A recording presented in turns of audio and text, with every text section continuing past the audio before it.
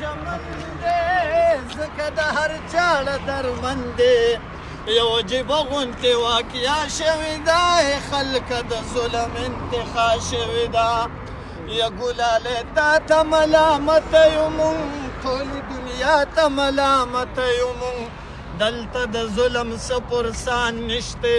دلته د عدل څه نظام نشته یا عجیبه غوندې وطن دی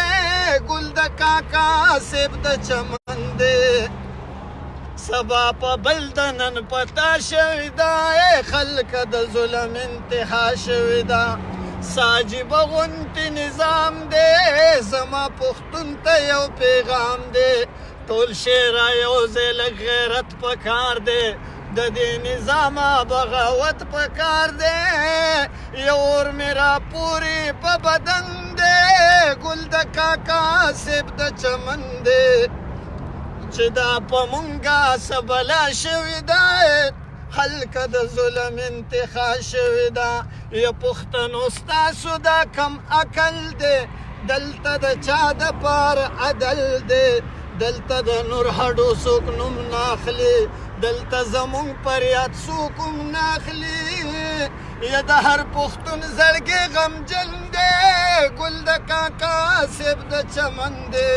مدام په مونږ پورې خندا شوې ده خلکه د ظلم انتخا شوې ده یا خدای خبر دا لا کم حیوانو یا لمه دا لا کم انسانو په دې غوغا کلی مالت جاړي په دې خو ټول انسانیت جاړي یا دا د سید خان خون ګپتن دی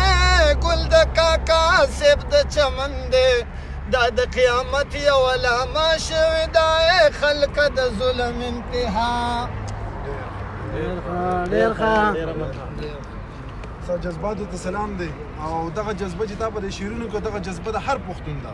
او دا څونه پښتانه چې نه کنه هم دغه د کاکا صاحب دا ګل چې کوم دی په دغه ګل کې د خپل ګل ښکاري زه که نن راوتی یم نو ما ته په دغه ګل کې خپل بچی ښکاري دا موږ دا ورونه راوتي دي نو په دغه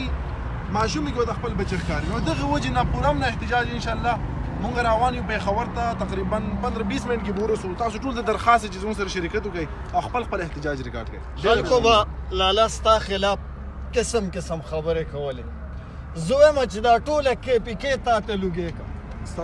پکار نن زما وزیر اعلی لو پکار نن زما MP MNA لو هغې خلکو له پکار و چې راپاڅېدلی وی طاهر خان زما په نظر کې طاهر خان لاله تاسو قسم مې دی په خدای چې د وزیر اعظم نه د صدر نه کم نه زما په زړه کې ډېره بې حده مینه تاسو پیدا کړه زه ښه مخکې بالکل